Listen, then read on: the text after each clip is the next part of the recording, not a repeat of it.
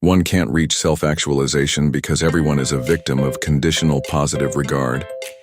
Look at the conditions imposed on me. Mehar Chand is good if he doesn't file an RTI, apply for accountability from potentially corrupt officers, and fight for the larger interests of the segment. This conditional regard has ruined many lives. Every human being is rational and growth-oriented by nature. Each individual is unique and demands respect and admiration from others. There can't be two Mehar Chands with everything similar, and therefore he should be respected. People are born with actualizing tendencies. Every human being strives to achieve the potential, that is to attain the maximum amount of personal growth within their individual limitations. According to hierarchy theory, unless lower order needs are met, higher needs do not emerge. For example, until the measurement of existing villages is completed properly, the Naksha pilot should not be implemented. Around 40 Patwari, Kanungo are assigned to measure Solan city, which is divided into 2 settlement Naib Tehsildar circles. But the big question is, who will take after their villages?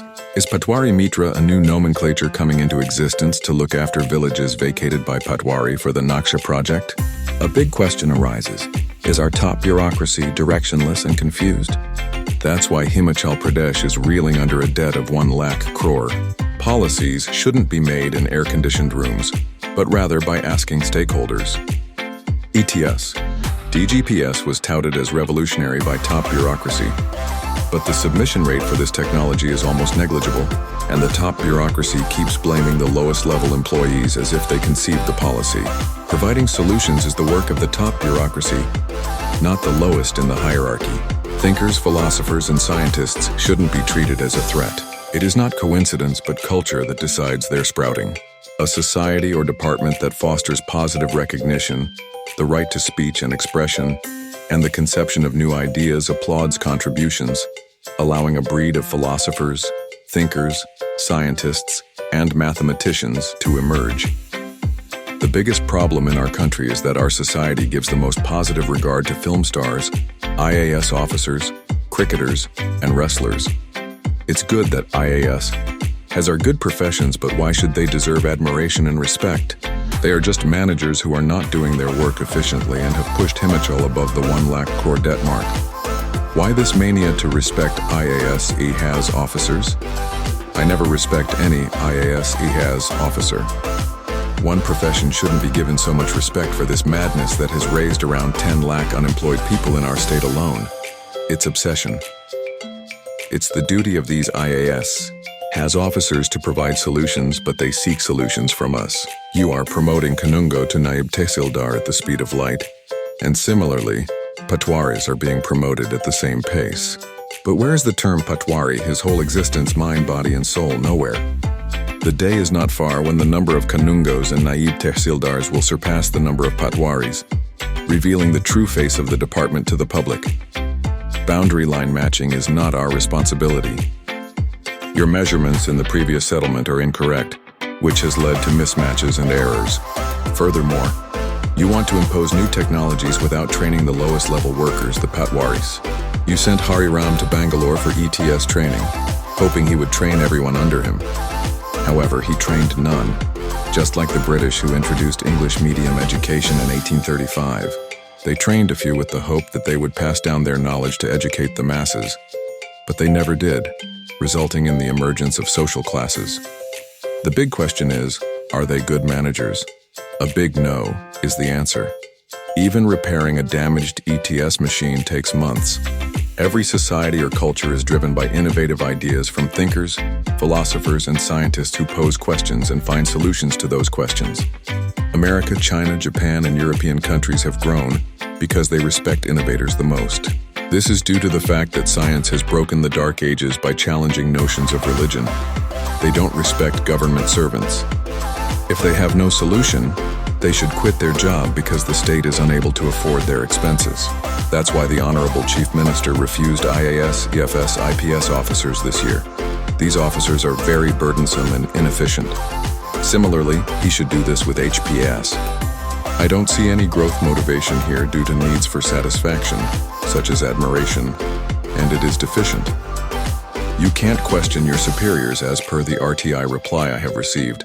But there is no law or Supreme Court judgment that prohibits subordinates from asking questions to expose corruption.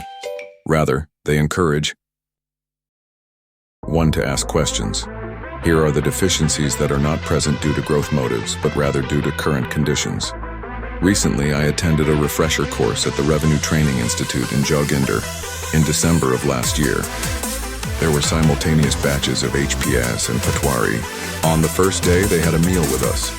On the second day, they changed to other rooms as if we were unhygienic. Those who take pledges are promoting untouchability. Tomorrow, these managers will work with their subordinates. One can easily assume what their psychology of work will be and what training these training institutes provide. It is just a waste of taxpayers' money. All India tours just to surpass the 1 lakh crore debt mark. Fear none. What can these managers do?